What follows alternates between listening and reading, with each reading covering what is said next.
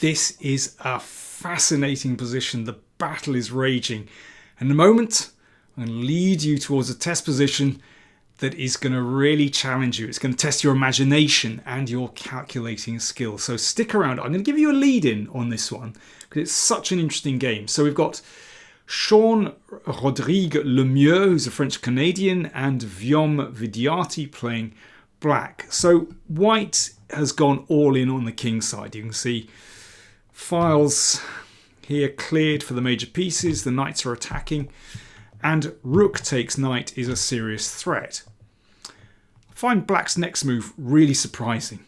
Queen f5, offering exchange of queens. Queens exchanged, and rook takes knight. So that's why I find it surprising that black is basically just giving up a piece. However, watch what happens. Oh, first of all, I should say that if pawn takes rook, then knight e4, discovered check, picks up that rook. But black just carries on regardless, snaps off a pawn, and of course the rook on this second rank or seventh rank is very well placed, and black is pretty sturdy on the king side. And well, is this rook just running up a blind alley? You know, this pawn is also threatened, but rook h6 played. Well, that is really doubling down. Black takes another pawn. Okay, now that's could be dangerous. But white plays e6. So this is his idea.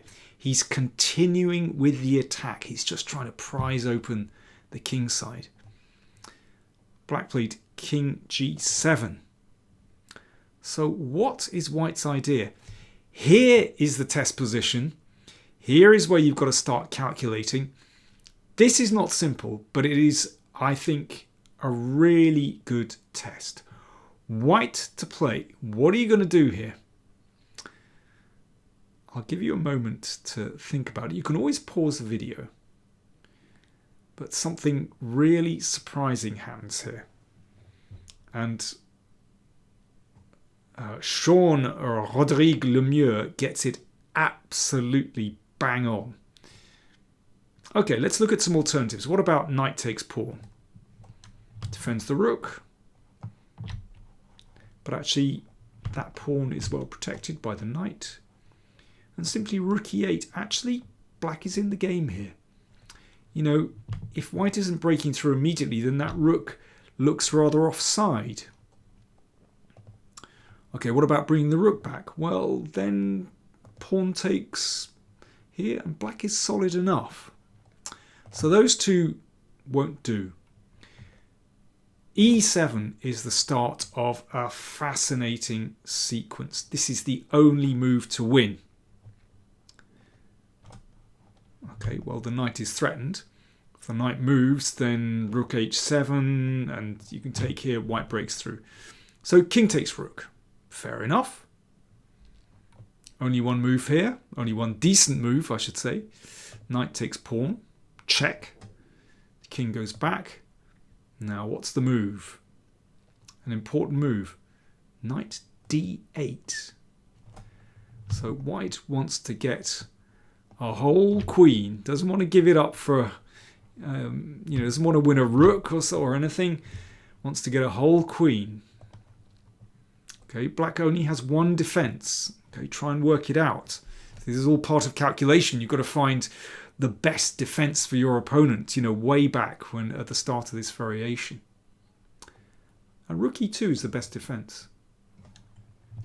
Trying to swipe that pawn, and you're very much hoping that white takes the knight.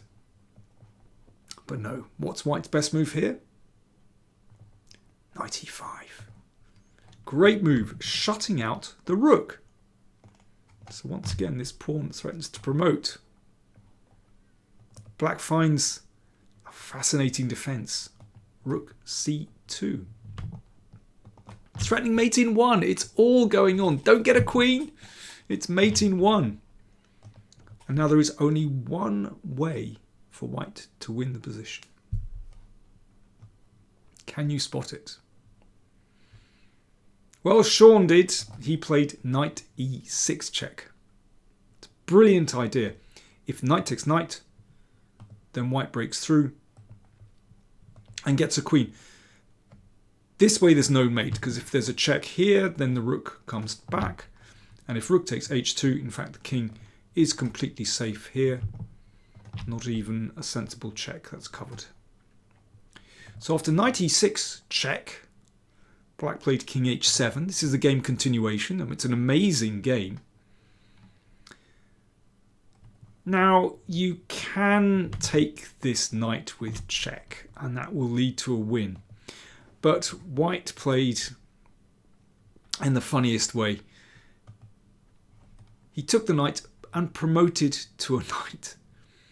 So white now has 3 knights on the board, and this leads to forced checkmate. So king h8, knight check. If king h7, then here. I mean, that's a fun mate. Using the knights. And in the game, black played king g8 and knight e7 check. That's the final position in the game. I mean, that's really very visual. Very nice final position with the knights controlling these squares. Okay, so why did black resign? Let's just go right through to checkmate. Rook g7, and now it's the turn of the knights, and knight f4. Wow, what a spectacular finish. Absolutely brilliantly calculated. I repeat, if we go back to this position,